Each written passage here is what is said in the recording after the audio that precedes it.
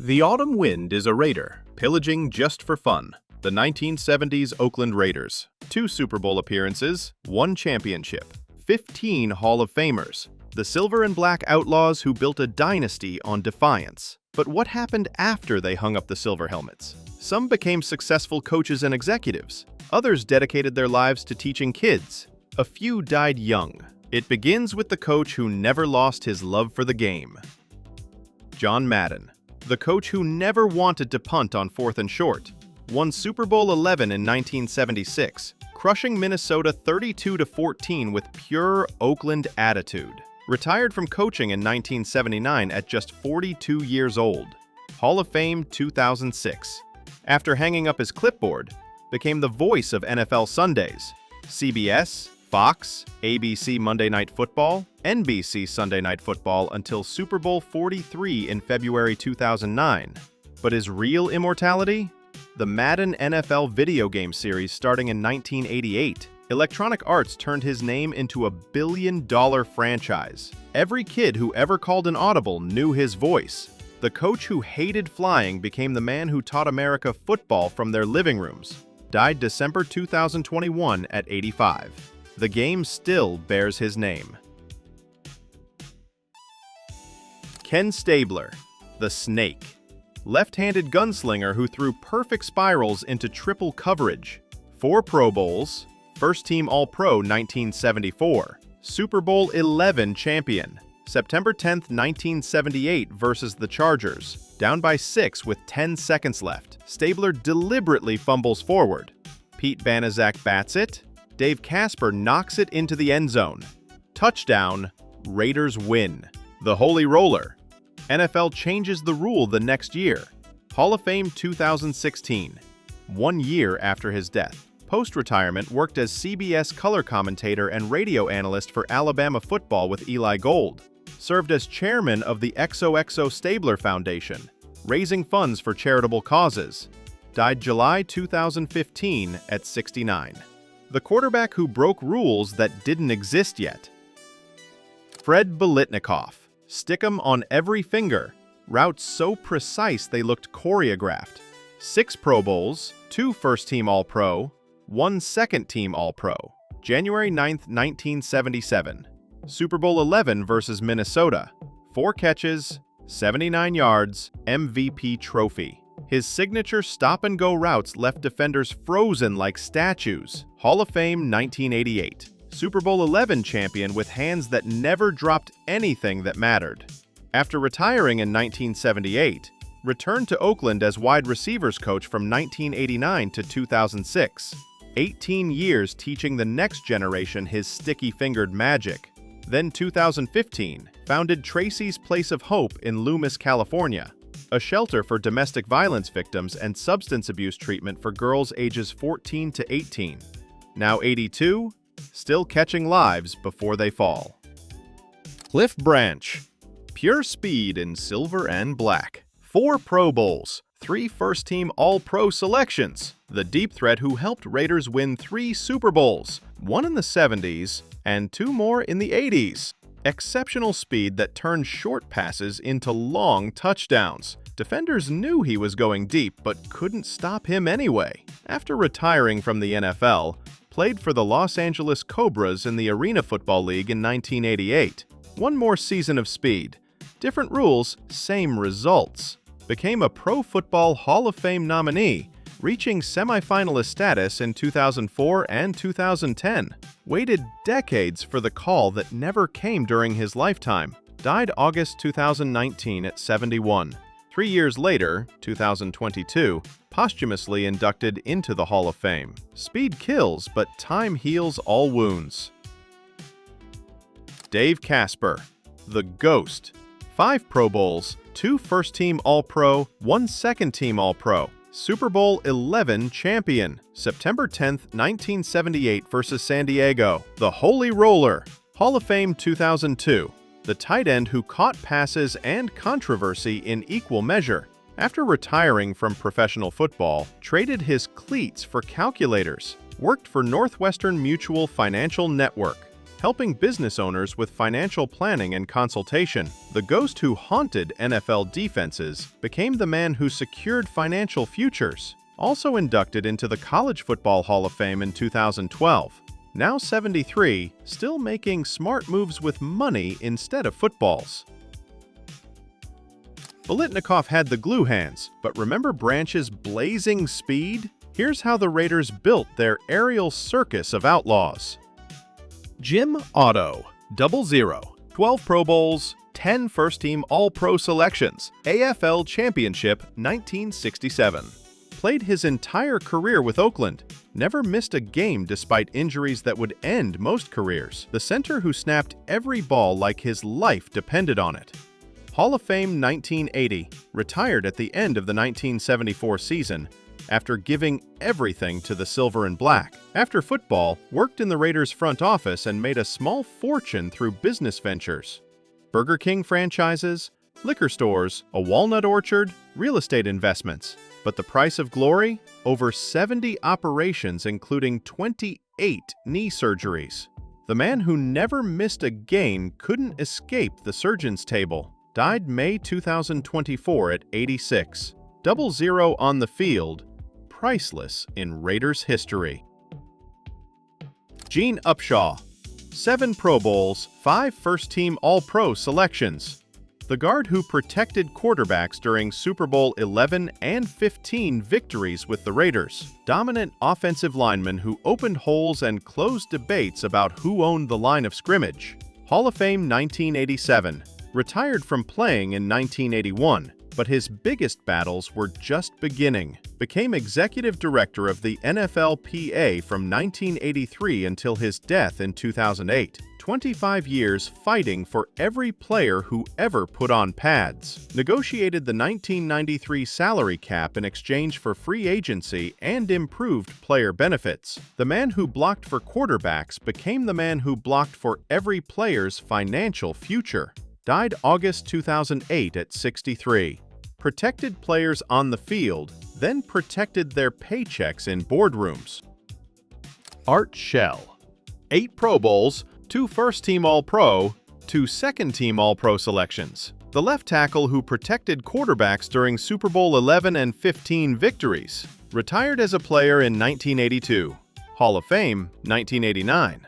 But his biggest moment came after his playing days. 1989 became the first black head coach in modern NFL era when he took over the Raiders. Broke barriers that had stood for decades. Coached the Raiders from 1989 to 1994, then returned in 2006.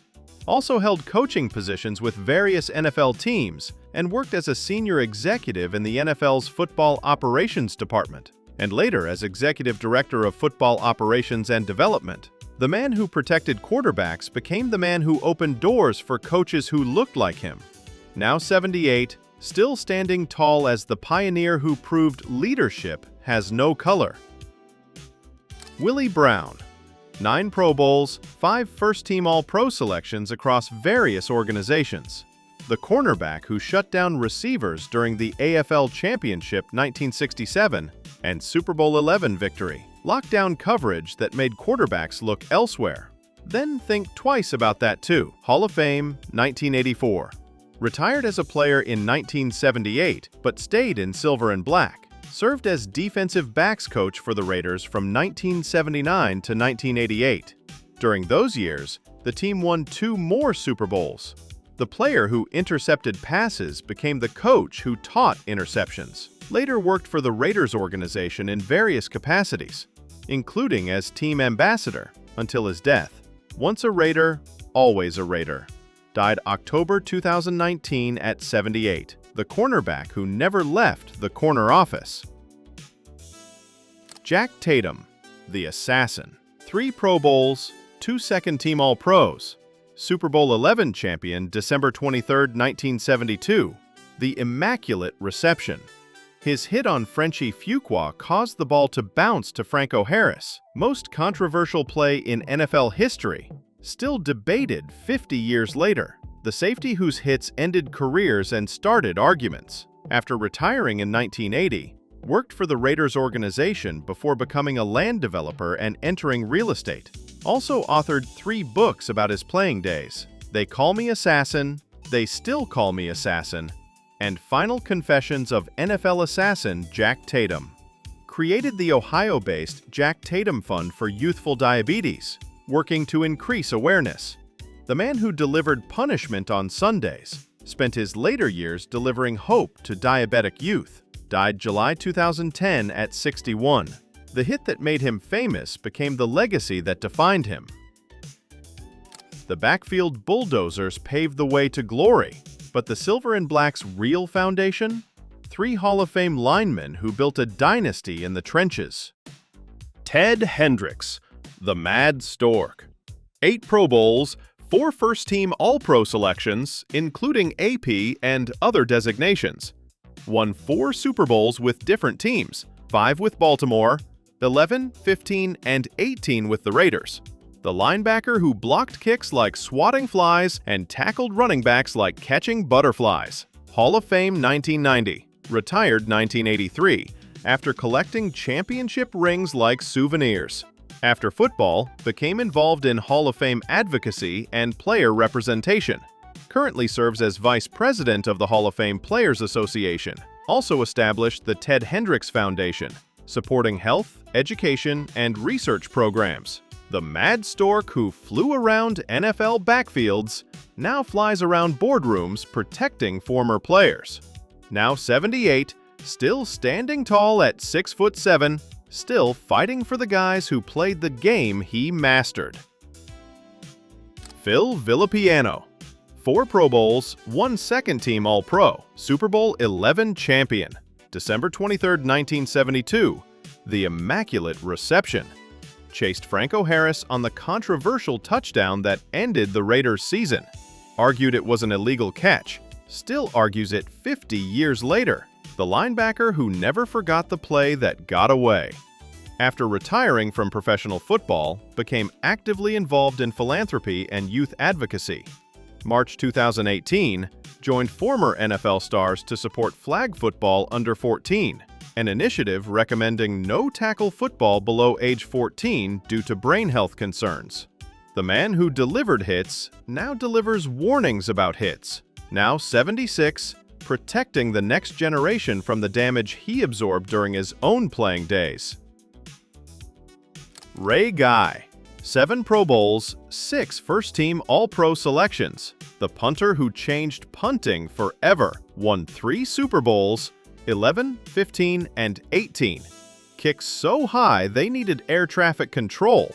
So accurate, they landed like guided missiles. Hall of Fame 2014, the first pure punter ever enshrined. Revolutionary doesn't begin to describe what he did to the position. After retiring in 1987, organized and participated in pro kicking camps beginning in 2005. Held 2-day instructional sessions throughout the United States for high school punters, place kickers, and long snappers. The man who perfected the art spent his retirement teaching the craft. Died November 2022 at 72. The punter who proved specialists could be superstars. The teacher who kept the tradition alive. Clarence Davis, the running back with hands of stone who made the catch of a lifetime. Super Bowl XI champion. December 21, 1974. The Sea of Hands. AFC Divisional Playoff versus the defending champion Dolphins. Game-winning touchdown pass from Stabler with 26 seconds left. 28-26 final. Ball thrown into triple coverage. Davis, known for having the worst hands on the team, made the legendary catch in a literal sea of hands.